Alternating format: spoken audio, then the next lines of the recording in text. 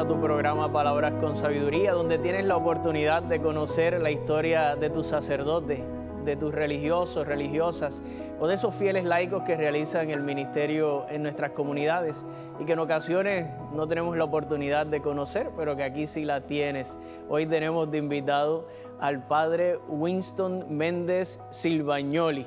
Lo dije bien, lo pronuncié bien. Bueno, esa es una de las pronunciaciones, sí. En italiano lo pronuncié así porque se me hace más fácil el apellido de tu mamá así en italiano. Muy bien, bienvenido, padre Winston. Gracias por la invitación. Viene desde Ponce, padre Winston. Sí, de la diócesis de Ponce, natural de Ponce, de la ciudad de Ponce y sirviendo a la diócesis de Ponce como presbítero desde hace casi 20 años. Wow. Wow, o sea, aquí para bastante aquí. Yo creo que va a tener esto que ser más de un programa, yo creo. Así que no prometemos que acabemos en un programa. Bueno, eso lo vamos a ir viendo. Padre Winston, eres el mayor de 6 hermanos, ¿verdad? Sí. Son 6 hermanos. 6 hermanos, somos 3 varones y 3 mujeres. Ah, mira. El mayor, me sigue un hermano, después tengo 3 hermanas y el más pequeño es un varón también.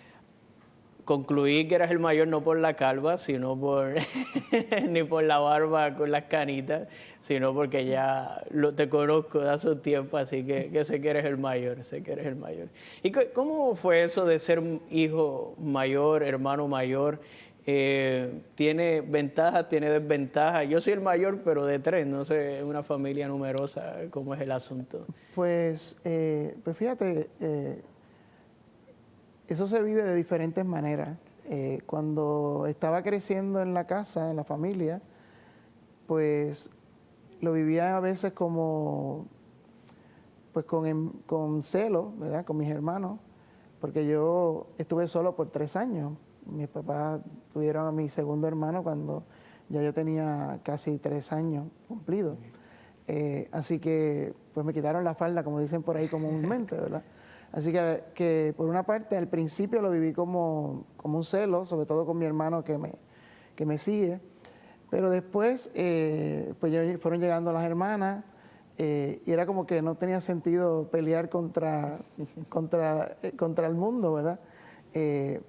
También pues hubo otra etapa en la cual lo viví pues como una experiencia de responsabilidad, porque mis papás muchas veces me ponían, ¿verdad?, a cuidar de mis hermanos mayores, o sea que me ayudó a desarrollar un sentido de responsabilidad, quizás de maduración más temprana quizás de lo normal, en ese sentido, por el hecho de que pues, también, ¿verdad?, siempre el hermano mayor tiene como ese sello de que tiene que dar el ejemplo, ¿verdad? Sobre todo si son tantos hermanos, ¿verdad? Es como esa carga, ese peso de que todo lo que hago pues puede tener una trascendencia en el ejemplo a mis hermanos, ¿verdad? Así que yo creo que también eso fue una ayuda de parte del Señor para que yo tuviera en cuenta siempre las cosas que hacía, por lo menos que en apariencia siempre estuvieran bien hechas. Y bueno, y ahora, hoy día, ciertamente lo vivo como una gracia. He podido ver que tantas cosas que la experiencia de ser el mayor de 6 hermanos, pues me han ayudado en mi desarrollo como persona y en el ministerio, porque pues en la parroquia a veces con los que son más o menos de la misma edad o menores que yo, pues quizás me ven más como un hermano que como un padre. Y entonces pues eso pues también poder también tener la experiencia generacional, porque yo tengo 5 hermanos, 3 hermanas y 2 hermanos, pero yo le llevo 16 años al menor. Así que también el tener la experiencia de primera mano de las diferentes generaciones en mi propia familia, pues ha sido una ayuda. Yo pienso que todo ha sido una gracia en ese sentido, de cara a lo que el Señor pues esperaba de mí o quería conmigo, ¿verdad? Que era este ministerio sacerdotal. Cuando dices que externamente por lo menos procuraba dar apariencia de nene bueno, de hermano bueno, pero te sonreías, como que puedo intuir de que habían unas maldades por allá atrás. ¿Cuáles eran tus curiosidades, maldades? Bueno, más que todo, una de las cosas que yo he descubierto a través de los años, ¿verdad?, que el tema de la obediencia, a veces uno puede creer que es obediente, ¿verdad? Porque pues, frente a los padres hace las cosas que ellos mandan, ¿verdad? O no protesta cuando te mandan a hacer una cosa, ¿verdad? Aunque interiormente no tienes ninguna ganas de hacerlo y no la quieres hacer. ¿Qué era lo más que te costaba en casa obedecer, hacer? ¿Qué tarea era la más que te costaba? Bueno, a mí nunca me han gustado las tareas de la casa, de recoger el cuarto, ese tipo de cosas. Nunca me gustaron. Fregar, todavía ¿Tú eras de los que alzaba el matre y guardabas allá o alzabas la cama y tirabas todo abajo? Pues no tanto como eso, pero ciertamente, pues eso, que uno... No es que me esté confesando yo, no, es solo un ejemplo que sí, te pero preguntaba. uno realmente, pues eso, que a lo mejor no hacía las cosas... Con la buena gana, a la primera. Ni de buena gana, ni a la primera. Pero pues obedecía y ciertamente siempre que estaban mis padres presentes. Ya cuando no estaban presentes, pues no siempre, ¿verdad? No siempre obedecía o trataba de hacer las cosas a mi manera, ¿verdad? Y eso pues como digo, después con la ¿Te quedabas al cuidado de tus hermanos así en algún momento pues sí, que te tocaba y ahí entendías a tus papás? Muchas veces me tocó, porque mis padres trabajaban ambos. Claro, hoy día quizás con la cultura, ¿verdad? Y cómo son las cosas hoy día, pues no hubiera pasado, ¿verdad? Pero sí, me quedaba a veces solo con mis hermanos. Y ahí es donde digo lo de las maldades, porque yo descubrí también que el hecho de ser el mayor y de tener ese poder, ¿verdad? Sin tener la madurez, pues a veces pues se puede ejercer con, ¿verdad? Mal, ¿verdad? Esa autoridad, en el sentido de déspota, ¿verdad? De que tiene que ser todo como yo diga. Por ejemplo, en mi casa siempre teníamos un solo televisor, estaba en la sala. Así que cuando mis papás no estaban, yo me quedaba con mis hermanos, lo que se veía en la televisión era lo que yo quería. ¿Entiendes? O sea, en ese sentido, ¿verdad? De imponerte. De imponerme, ¿verdad?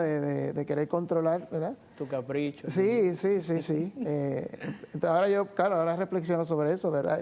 Y me doy cuenta, ¿verdad? Que el Señor ha tenido mucha misericordia conmigo porque tenía el germen de dictador en las entrañas. Está bueno eso. Él habla mucho de tu papá, de tu mamá, de esa formación en casa. Tu papá nació en Dominicana, en República Dominicana. Tu mamá es boricua. ¿Cómo se da eso para que luego surjan, fruto de esa unión, de ese amor, 6 hijos? ¿Cómo se conocen? ¿Cómo se da un poquito eso en 2 tierras, 2 islas, que cerquita, pero hace unos años había una complicación quizás para poder conocerse, no sé, ¿cómo se dio ese encuentro? Pues es curioso, es como una película, ¿verdad? Una de las cosas que yo valoro muchísimo eran todas esas anécdotas que hacían mis padres de cómo se conocieron y cómo se enamoraron y cómo llegaron a casarse y cómo fueron las circunstancias del matrimonio y todas esas cosas. Pues ellos se conocieron cuando eran adolescentes. Una providencia de Dios, ¿verdad? Mi papá tenía 14 años, mi mamá tenía 13 años. El hermano mayor de mi mamá se casó con una dominicana que había venido a estudiar a Puerto Rico, al centro médico. Y pues mi mamá pues tuvo la oportunidad, siendo la hermana menor y siendo soltera, pues de que cuando ocurrió eso, pues ella pudo viajar a la República Dominicana para la boda, cuando nació su primer sobrino, que nació en la República Dominicana.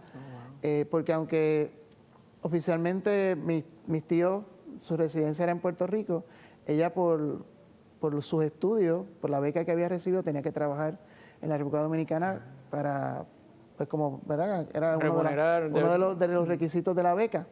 Entonces, pues por eso mi primer primo nació en la República Dominicana y pues mi mamá viajaba, pues eso, viajó varias veces.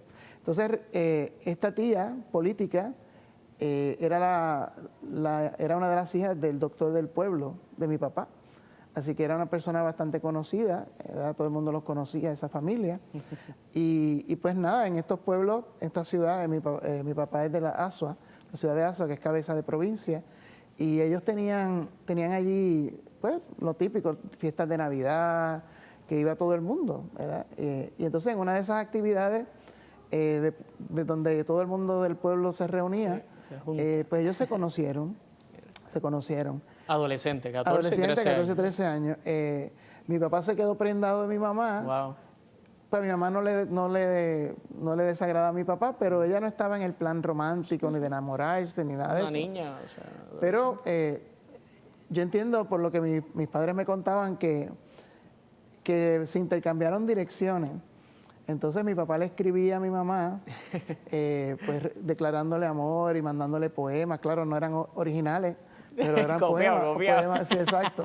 Le mandaba poemas, y entonces mi mamá le escribía contándole de la escuela, cosas bien cotidianas, o sea, de cosas que le pasaban, pero nada que ver, o sea, respondiéndole el amor, que no viera que era nada recíproco, pero sentimiento. el hecho de que mantuviera la comunicación, aunque fuera en otro plano, ¿verdad? Claro. Diferente al que tenía mi papá, pues mantuvo la ilusión en él de que había una esperanza. Por lo menos recibía respuesta. Y entonces cuando él terminó la escuela superior, él fue a estudiar la escuela superior a Santiago de los Caballeros, una escuela de agricultura. Y entonces, pues cuando terminó, le dijeron, bueno, pues si quieres estudiar agronomía, pues está el Colegio de Mayagüez y está Texas A&M en Estados Unidos.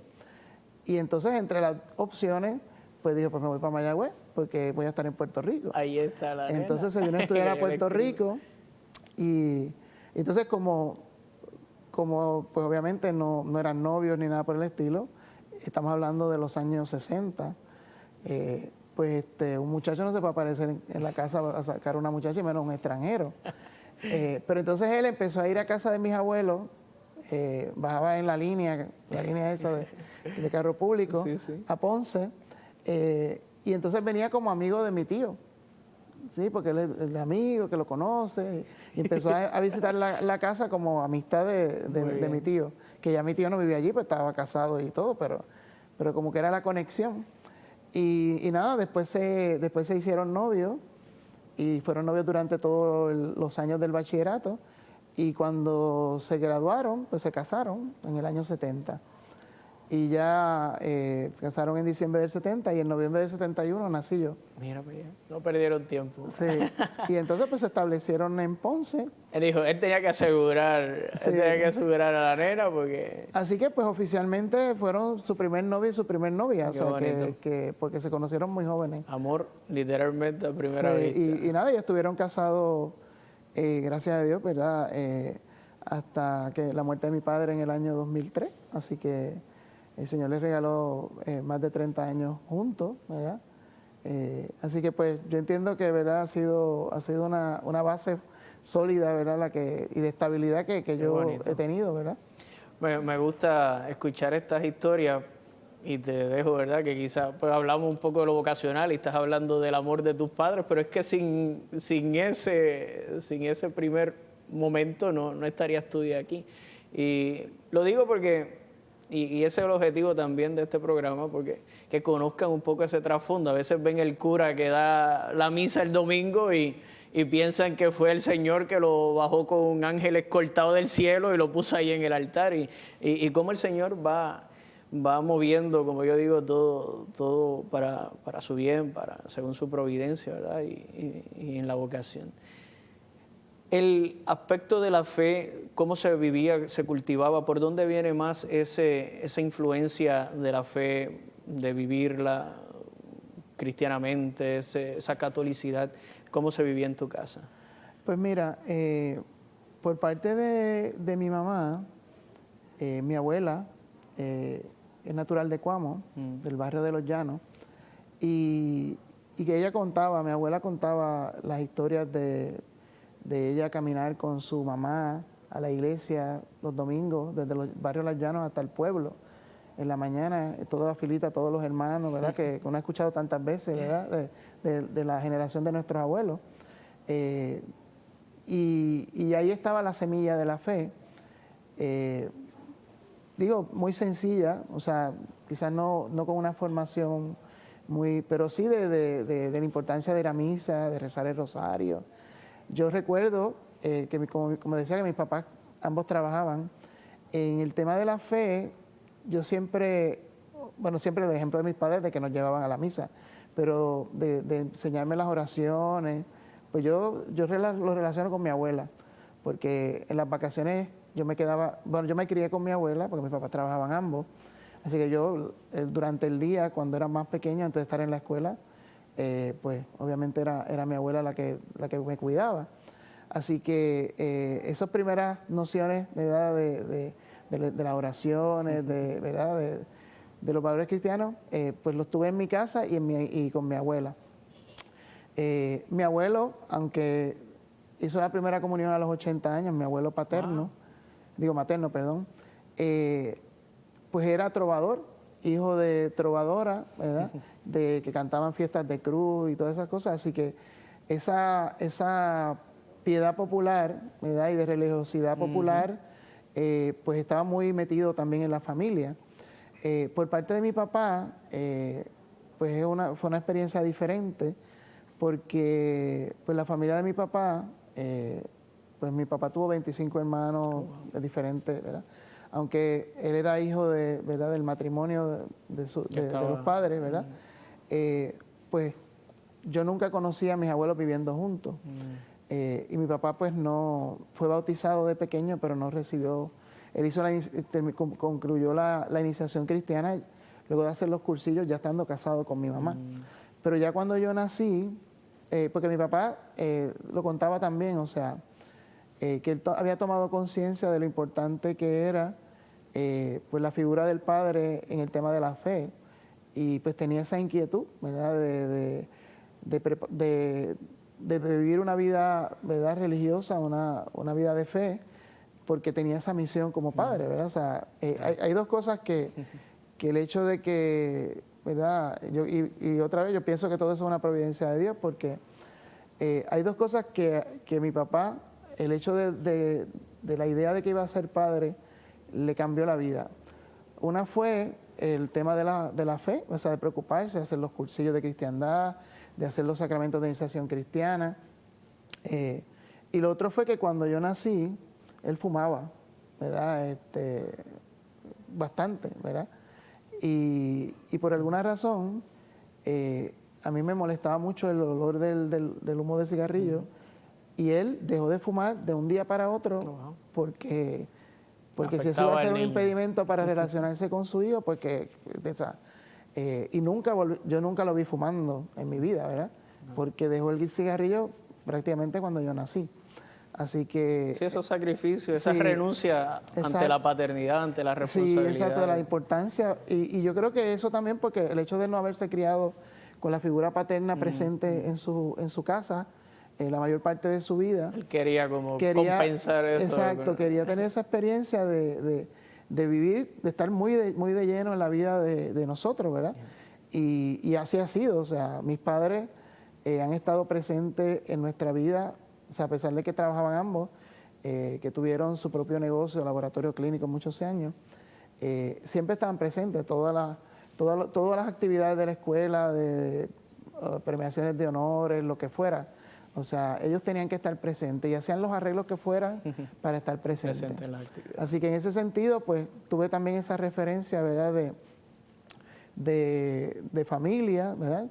Y de la fe, ¿verdad? Mis papás también todos nosotros estuvimos en colegio católico desde prekinder hasta cuarto año, ¿verdad? Okay.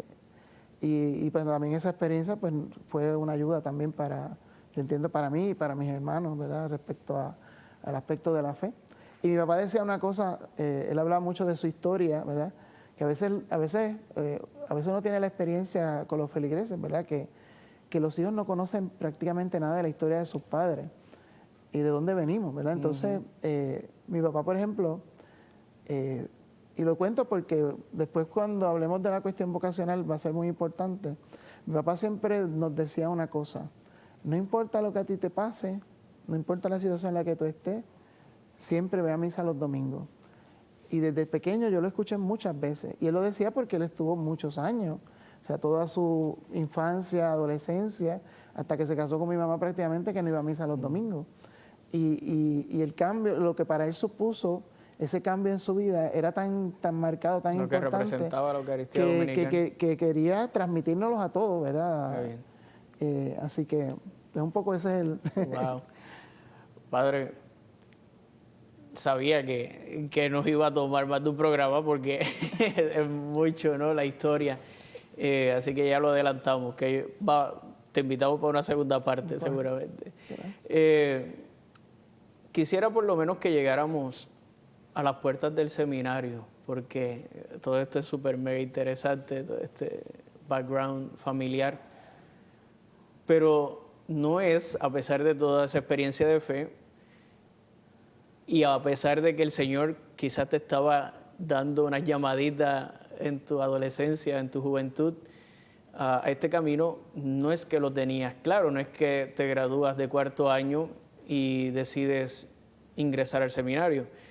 Entiendo que tienes una formación académica todavía previa al seminario. ¿Cómo se va dando ese desarrollo de la llamada, de esa vocación, ese discernimiento? Porque luego que te gradúas de química, estudiaste química acá en Puerto Rico, ¿verdad? Luego sales a Estados Unidos a estudiar. ¿Cómo, en qué momento, en qué circunstancias sientes que el Señor te llama a la vida sacerdotal?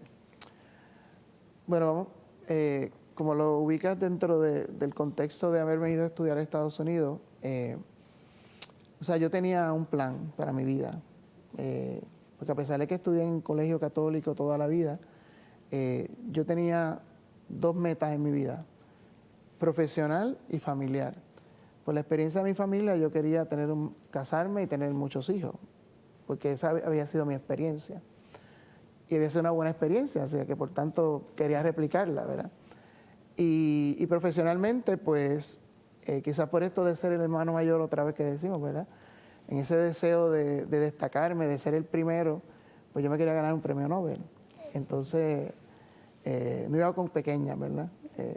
Entonces, pues, por eso me enfoqué desde el punto de vista académico, pues en tener buenas notas, en estudiar ciencia, ¿verdad? Para ganarme un premio Nobel. Quería hacer una contribución de esas que pasan a los libros de historia y ese tipo de cosas, ¿no? De algún descubrimiento importante, ¿verdad? Y por eso, pues, fui a la Universidad Católica a hacer el bachillerato. Inicialmente entré en biología y después me cambié a química.